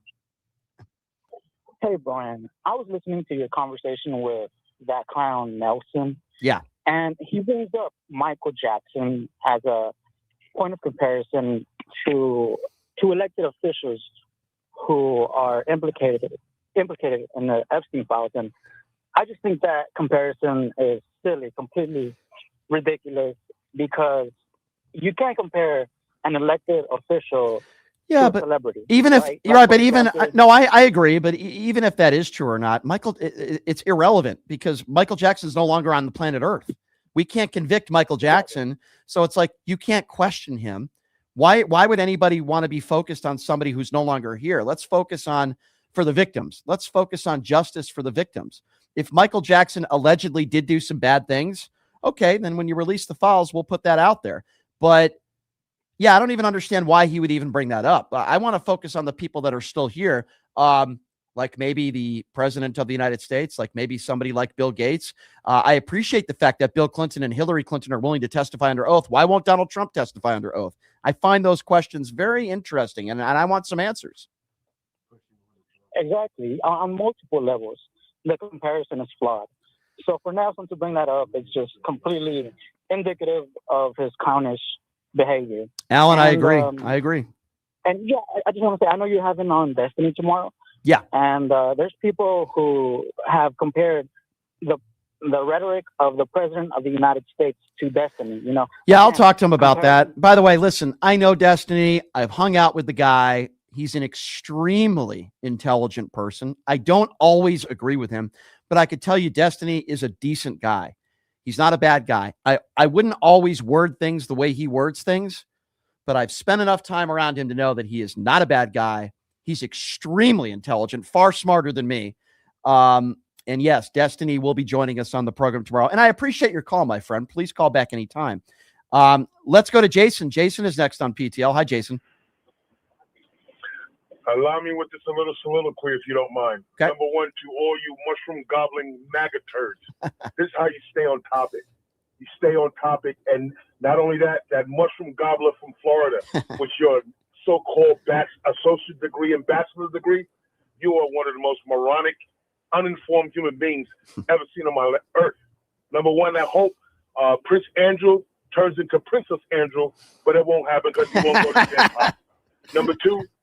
Number two, most of all, I hope everybody that's on the list goes to jail that did something to a little girl or rape anybody. Absolutely. I hope you go to Gen Pop and become a girlfriend. Yep. And last but not least, I think Donald Trump is pushing his limit to where he don't think nothing's going to happen to him because he's already on his last leg and he's going to die. So that's why he's trying to put everything on every building, every ship, paint everything in his name. So I pray that we go after the family and get every dime that these morons and Eric Trump, all of them, Don Jr., and even the daughter. I hope we go for every dime that they made off the presidency and we reap it. I hope so. I hope so as well. I hope so as well, Jason. And I will say this: he might be on his last leg, but at least he has healthy hands. Oh wait, aren't they turning like a Smurf? Aren't they blue? I don't know. Thank you for the call, Jason. 702-221-7283. Let's go to Andy. Andy is next up on PTL. Hello, Andy. Oh, hey. What's up, Andy? Hey. Oh, hey, Brian. It's Andy from New Jersey. What's going on? #1 caller since 1974. I'm kidding. Anyway. I wasn't alive yet. Brian. My parents didn't fornicate yet. So, yeah. I wasn't alive yet. Go right ahead. Well, anyway, listen, you're going about this all wrong. I know you never listen to anything I have to say. You don't trust my advice, but this is what I'm telling you. Andy, I don't even know who you are. What are you talking about? What do you mean? I've called like 6 times. Andy, You're breaking my heart. Andy, Anyway. I get so many calls every day. Don't take offense. All right, Are you a Trump supporter? Like, I don't even know. Love lives and everything. We've had a deep connection. But anyway, it doesn't matter. Wait, hold on. Numchuck, do you know who this guy is? I don't know who I really don't know who you are, sir. All right. Let's start over. I asked you to hook me up with JoJo from Jersey. You never did anything. Yeah, well, join the list, pal. Join the list on that one. All right. Yeah. So anyway, when you talk to these guys about Russia, okay? Yeah. You're going about it all wrong, okay? They're biatches. Republicans are wimps. The only people they want to fight are the easy wins. So they could say they're big boys. Yeah. They're terrified of Russia. Mm-hmm. When Putin started that war, I don't know if you remember this, but they were in a single file line with all their tanks and all their old 1984 equipment, right? In a single file line. And every general was saying we could have wiped out the whole army that day. The Russians are a paper tiger. But Republicans are so afraid of the fact that they have news that they want to be big buddies with Putin. They want to be big buddies with Kim Jong-un. They want to be big buddies with, they're never going to touch Xi Jinping, whatever. They will never mess with Ping. So don't try to get with them about, with the Republicans making equal ground or whatever. They're just afraid. They're terrified of Russia. They just want to kick around the little boys because they're just bullies. They're just big bullies. Well, I do believe, my friend, I do believe, my friend, that there's a lot of people in this country. Some of these people are extremely wealthy, and with wealth sometimes equals power. Some of these people sadly happen to be politicians or celebrities. And I think you know the kinds of people that I am talking about. And these people, when you have money, when you have fame, and that equals power, you're able sometimes to think that you are above the law. And in some cases, you get away with some really awful things. Unfortunately, there's a lot of these people that are in the Epstein files, and Donald Trump is one of them. Thank you for the call, my friend. I appreciate it. I think maybe vividly now, I might be remembering who you are. I think he has a fetish for my friend JoJo. So from what I remember, sorry, I think she's taken, my friend. I apologize. 702-221-SAVE. We have about 15 more minutes left in the show. And for the people on social media that are saying, bring me up, this is a live radio show. The only way I can have a conversation with you is if you call into the show. Okay? Call into the show. I'll say that again for my special MAGA friends. Call in. 702-221-SAVE is the number to call. Let's go to Ramona. Ramona is next up. What's up, Ramona? Hi, Brian. Hey. I had a couple of things to say as the mother of a disabled Iraq vet. Him wanting to go into Iran it's just very similar to what happened with Iraq. Bush's poll numbers were in the toilets, and Trump's poll numbers are also in the toilet. And I hate to see our military disrespected like this. It just breaks my heart.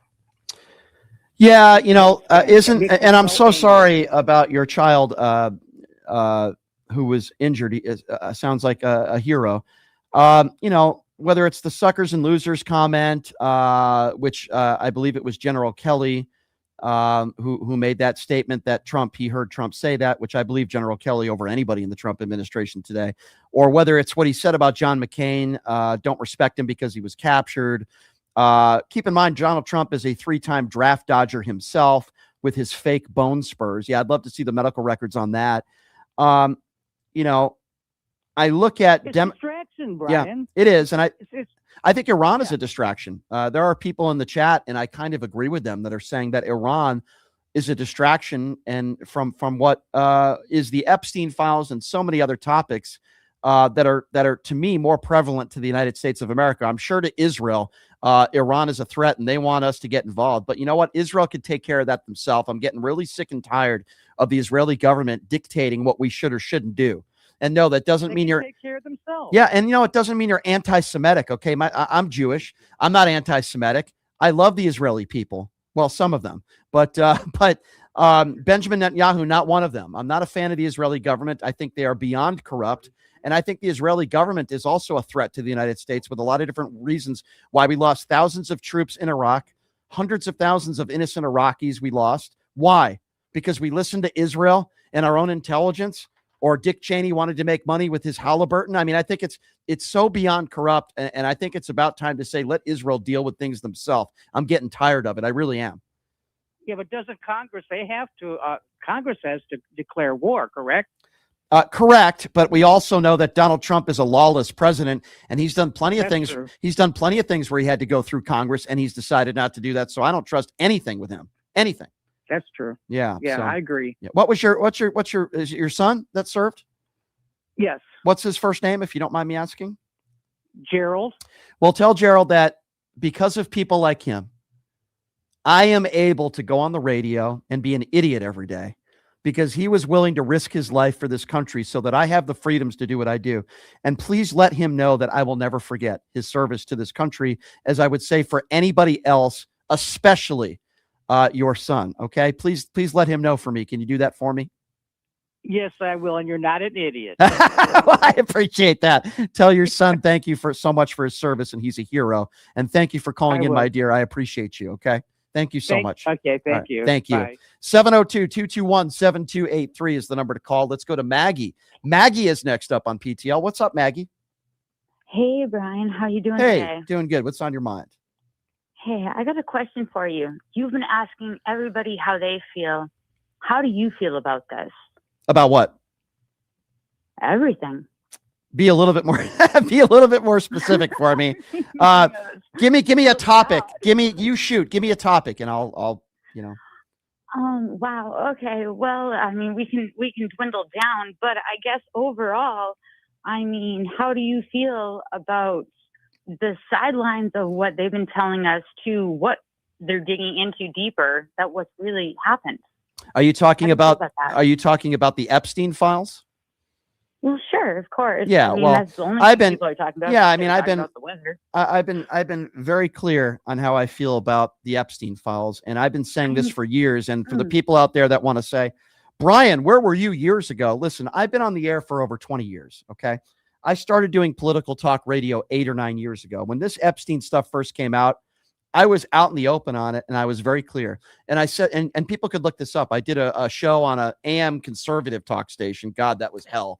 But I did that years ago. And you could look up some of the shows on YouTube. And I said what I'm about to say now. It doesn't matter whether you're a Democrat or a Republican. I want justice for the victims. I don't care if you have a D or an R next to your name. It just so happens that this is a monster cover-up, and I'm not saying it's only a cover-up in the Trump administration, but it just so happens that the president of the United States is named in the files over 3,000 times. This is a monster cover-up from a monster administration. I want justice for the victims. I think one of the worst crimes you could ever commit in life is doing something harmful to a child. And we know that there are thousands of victims, and the only people that have become accountable for this are Jeffrey Epstein and Ghislaine Maxwell. And now maybe a part of it, maybe, is Prince Andrew, and there was another arrest today. I hope that this will be a domino effect, but I've been very clear on it. Donald Trump always has something to hide.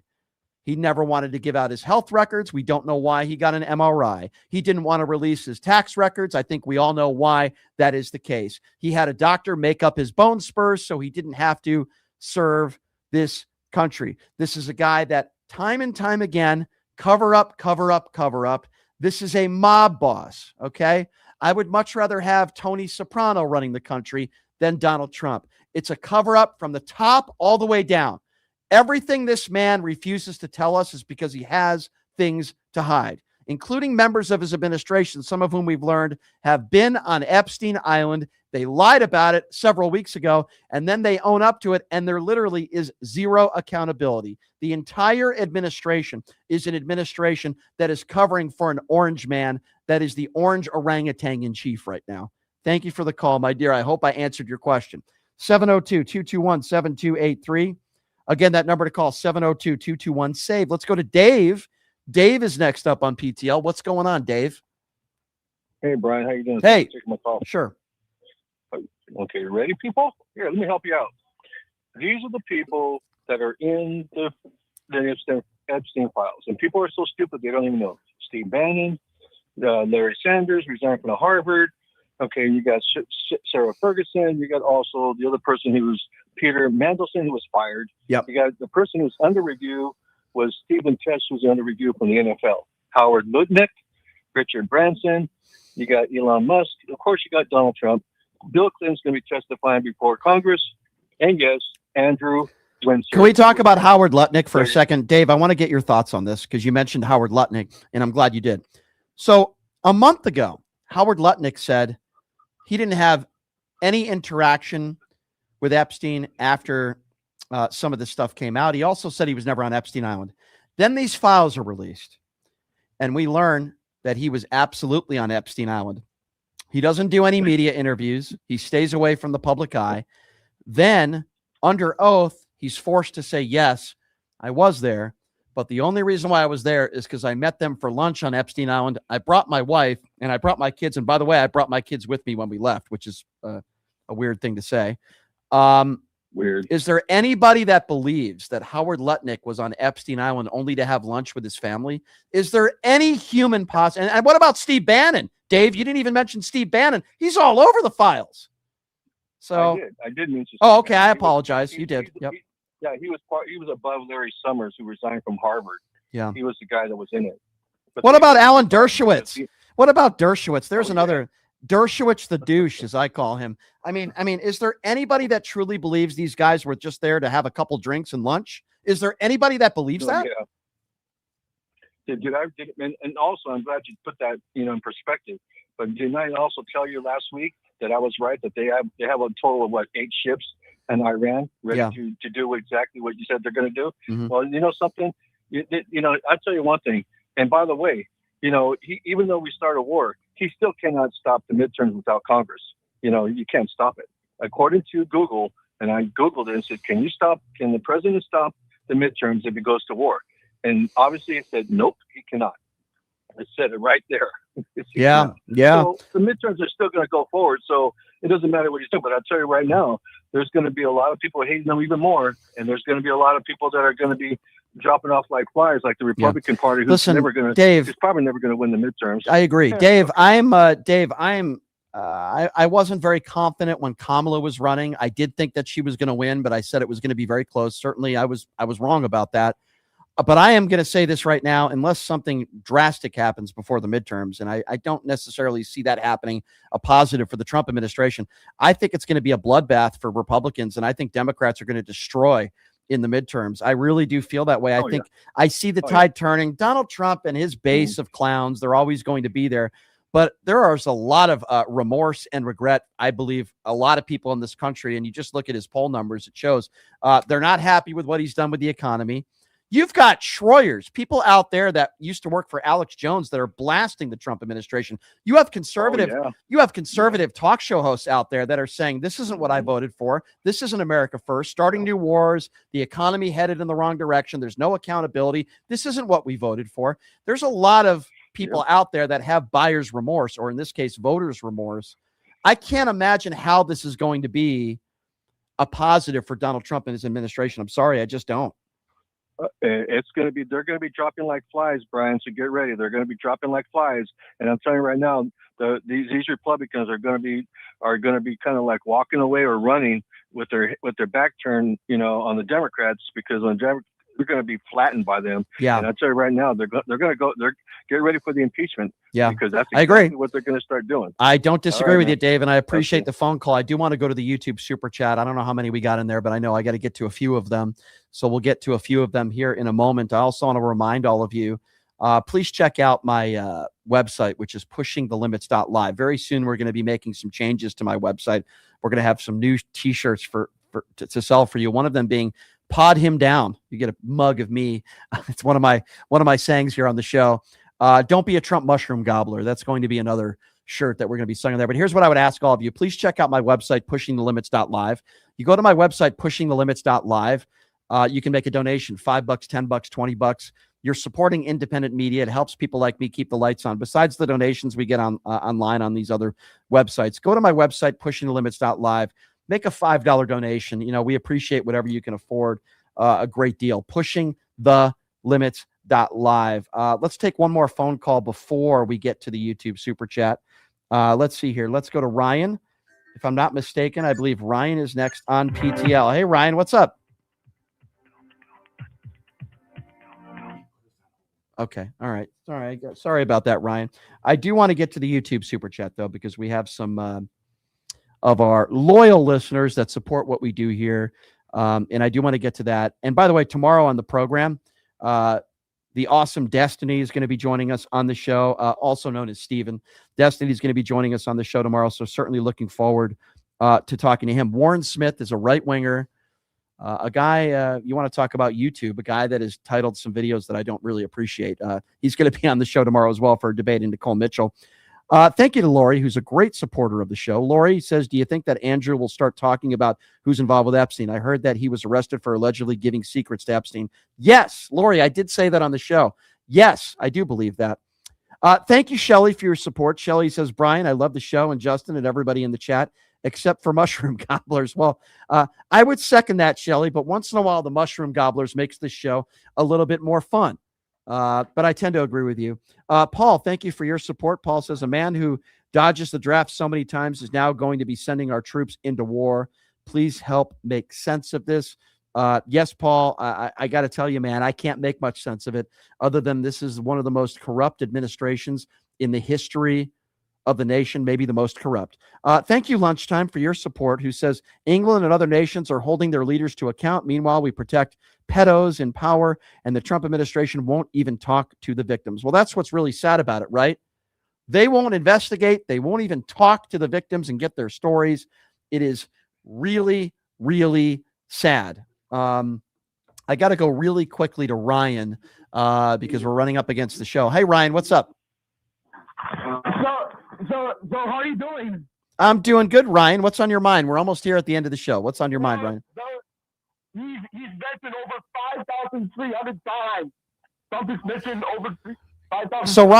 So Ryan, I don't even think, and you're probably right, Ryan, I don't even think that includes the 2.5 million files that we haven't even seen yet. I've heard 3,000. I've heard 5,000. I've heard 30,000. What we know for sure in the files that have been released, his name is in there already thousands of times. Ryan, sorry I had to cut that conversation a little short. I'm up against the clock here at the end of the show.